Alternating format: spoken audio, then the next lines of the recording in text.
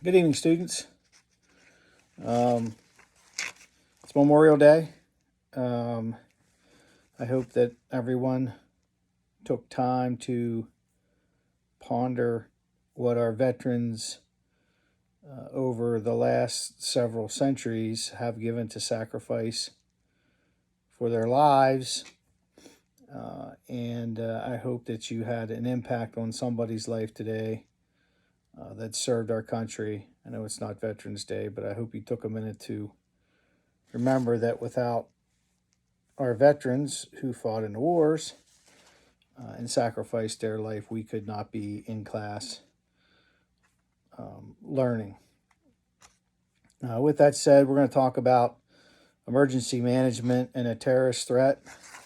We're going to talk about several things. Obviously, we've been talking about natural disasters quite a bit, and we've talked about terrorism. Tonight, we're going to talk about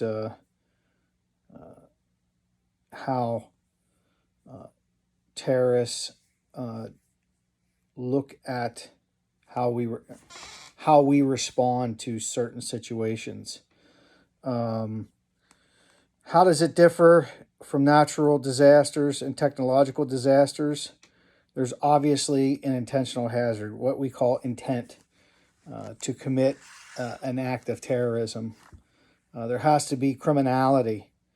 The nature of a terrorist attack adds a new dimension to the management of terrorist events. There are additional stakeholders involved, and laws governing terrorism prevention and response. So if we look at those, who do we look at that deals with our intelligence?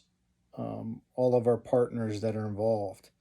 There are we call them three-letter agencies that are involved, NSA, CIA, FBI, ATF, all the way down to the state and local levels. We have the PASIC, Pennsylvania Criminal Intelligence Center, all the way down to the local level in dealing with terrorism.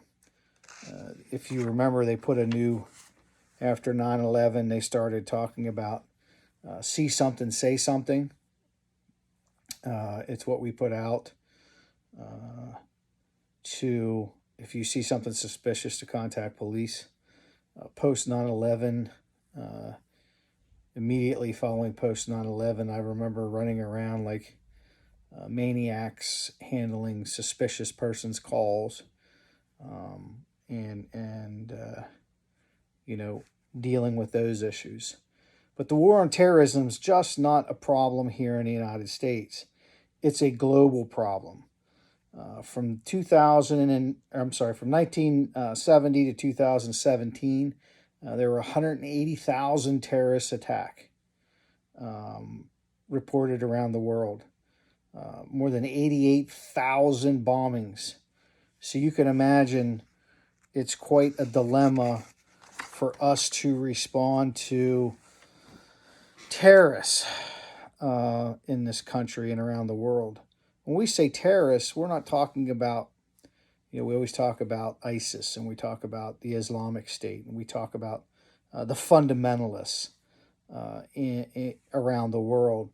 When we talk about locally, we look into some organizations here, white supremacy groups, anarchists.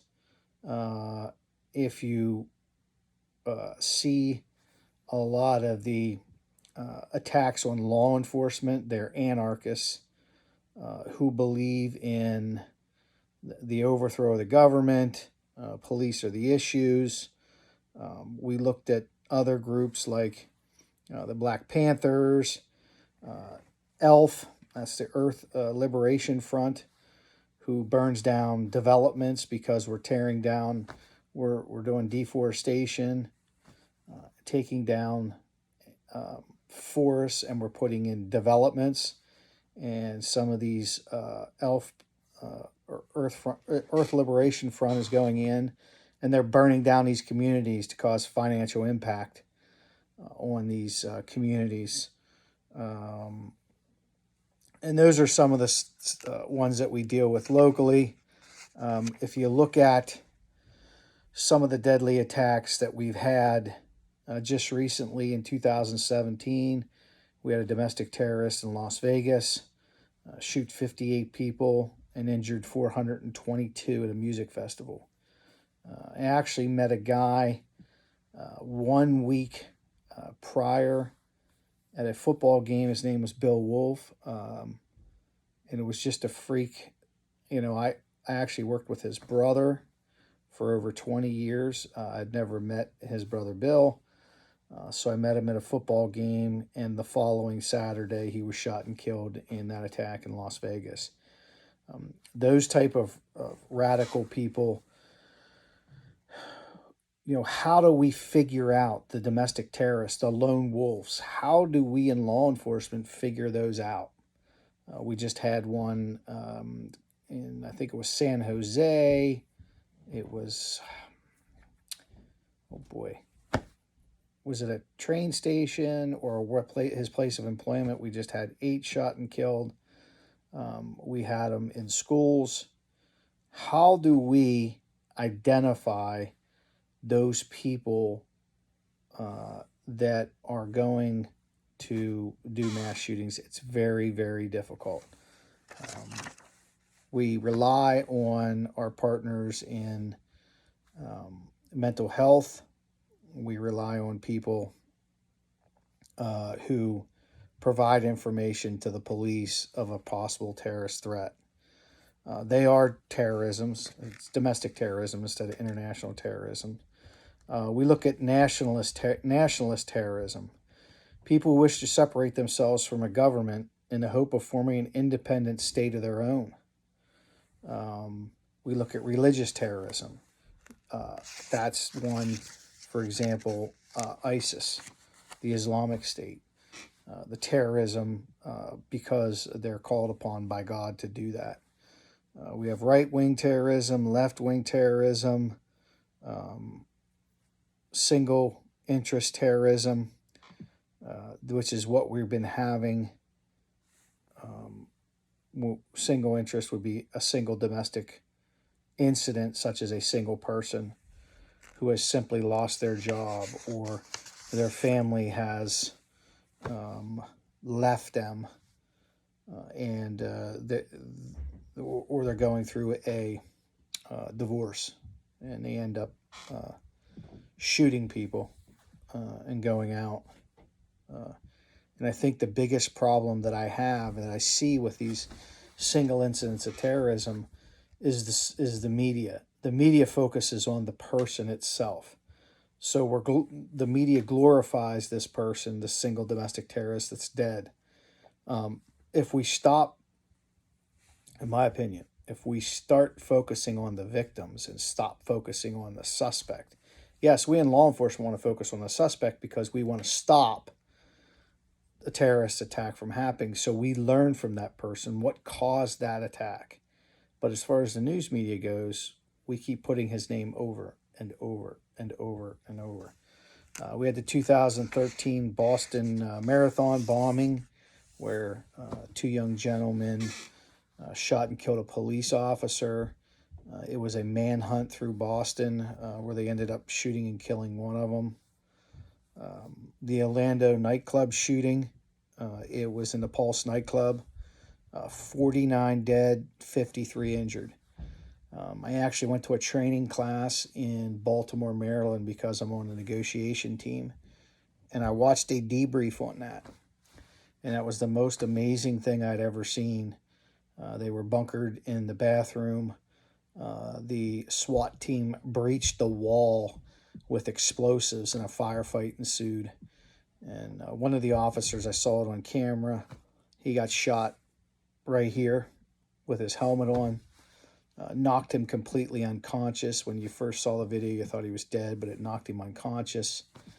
They drug him back. He regained consciousness, and he jumps back in line to continue the attack on the suspects. What about heroism? I mean, just the guy shot in the head, and he gets back. He's knocked unconscious. They drag him out. He gets back up, and he jumps right back in the stack and starts engaging the shooter again. Just an amazing feat of heroism in law enforcement. 49 people dead. You know, we talk about 9/11. How do we deal with threat management? And one thing we do in law enforcement is we deal with soft and hard targets. We identify potential targets that that we need to be prepared for an event. For example, in East Pennsboro, I never thought of this. An excellent terrorist attack is the Norfolk Southern Railroad. When you stop the coal lines, the coal goes down to the power plant, which powers electricity. If that train track is blown up, it's going to take months to get that train track back up and running to get enough coal to run that electric plant. If that shuts down, so does all the electricity in the mid-state. I mean, I never thought of any of this stuff, but post 9/11, we start talking about soft targets and threat management. Hospitals, soft targets. The police department is a soft target. If you're invading a country, who are the people that are armed that are going to respond to a situation immediately? It's not the military, okay? It's the police department. The police departments are a soft target. Probably 5 to 7 years ago, there was 2 state troopers shot right outside the barracks.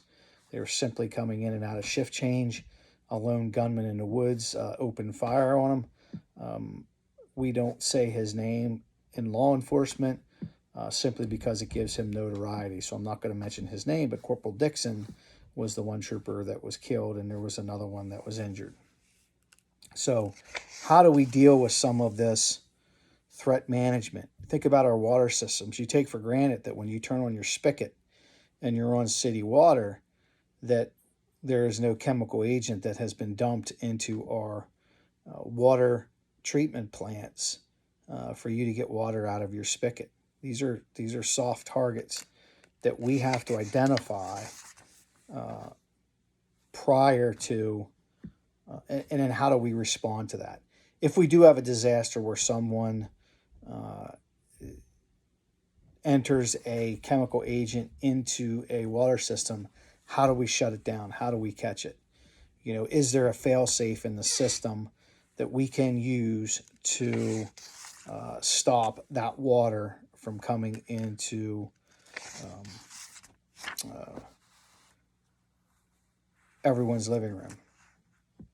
Post 9/11, they signed a thing called the Patriot Act, the U.S. Patriot Act, and it's about, I made my students look through it in my intelligence class. It's probably about 200 pages of what authorizes the agency in the United States is allowed to do as far as eavesdropping, wiretapping.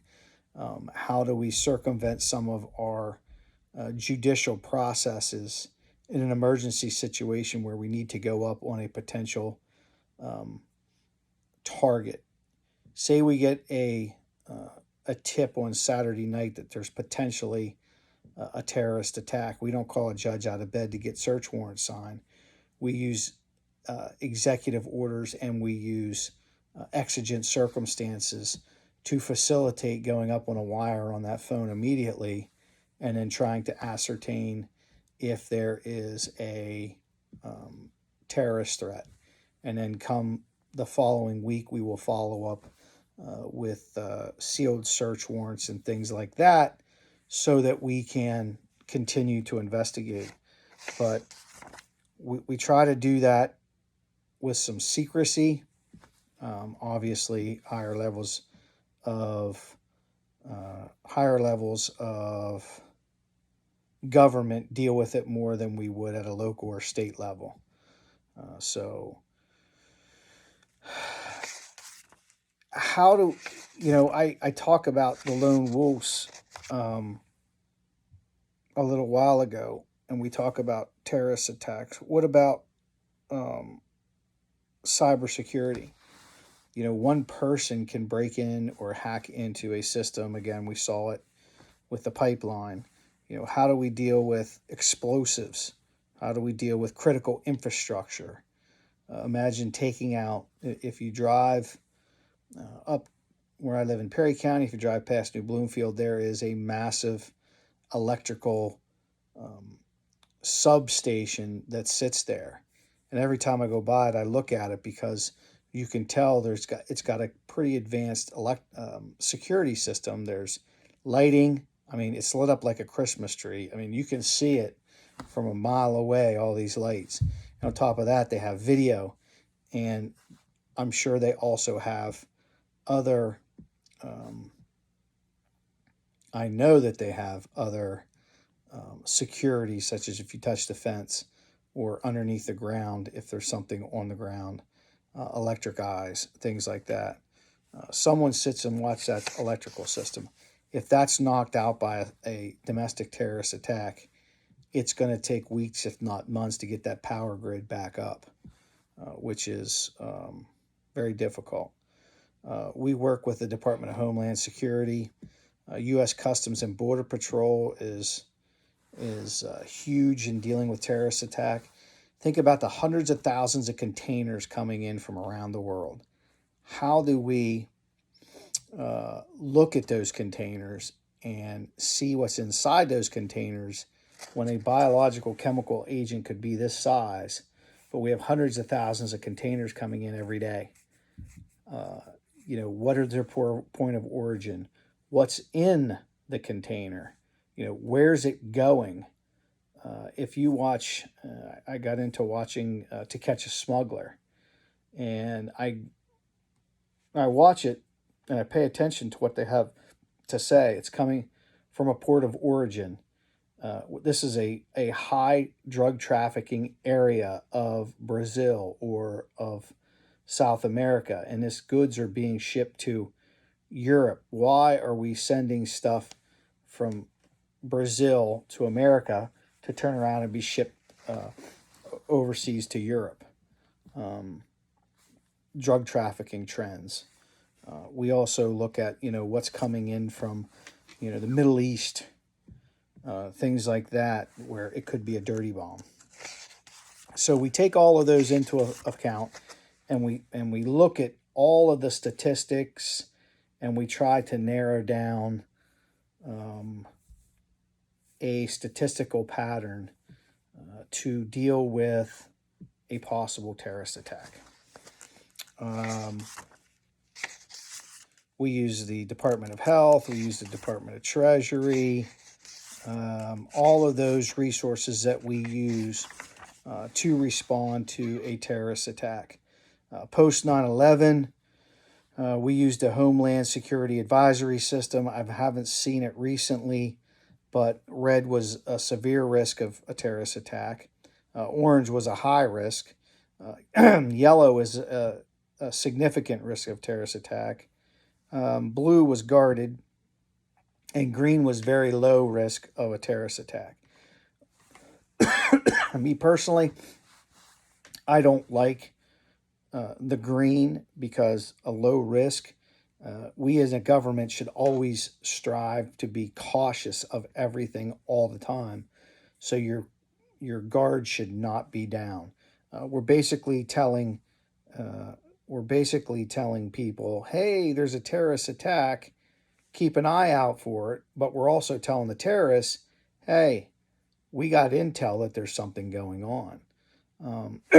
So I think we should always be in a guarded or elevated risk, because we're at a risk every day that we wake up in the morning. Now, I have not seen post 9/11. They did it quite often. They elevated the risk. They took it down. The 10-year anniversary of 9/11. They put it back up. And it just seems like I can't tell you the last time that I saw that the threat advisory has gone up. I haven't seen it in years. So I'm I assumed it just kind of went by the wayside. Why did they stop using it? I don't know if you have seen it. Now that I'm curious, after lecture, I'm going to go see what threat status we're on, which is probably guarded because I don't think that I've ever seen it green. But all of these resources that we look at, we try to be prepared every day for a terrorist attack. For example, a soft target for domestic terrorism has been our schools. You know, are we ready post Columbine?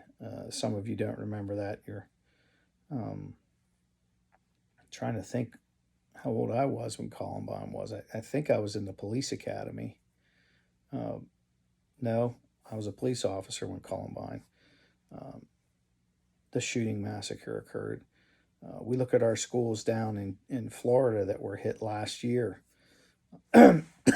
happening all over. It's always a soft target. It's always in the back of our mind. Are we ready to respond in a minute's notice to the school districts for an active shooter? Or any of our plants, any of our office buildings? Are we prepared to handle a single incident terrorist attack? It could happen anywhere at any time. So we do send out intel briefs among law enforcement that these people have threatened to, take out law enforcement or have threatened a mass shooting. So we do intelligence briefs, but you, the public, do not see those. We in law enforcement see those coming out through the state police, through the FBI, and things like that, and they're sensitive information. So we just need to be cognizant of our surroundings and what are our targets, soft targets, hard targets, and then how do we respond to those. In an emergency management, how do we handle a situation on a whim? We have to be prepared to do that. That's why we started the emergency management system, to be more prepared to respond to these types of terrorist activities and attacks. Now, that's all I have for the week. Make sure you get your coursework done. Make sure you get your project done. It's going to be due next Sunday night, so make sure that you get it done. Sunday night being, oh geez, I don't even know what today is. Well, today's Memorial Day. So it'll be 6 days from Monday, and what the date is, I think it's the 31st.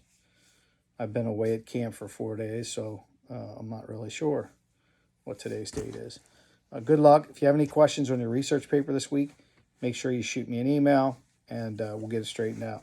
Have a great week, and we'll see you.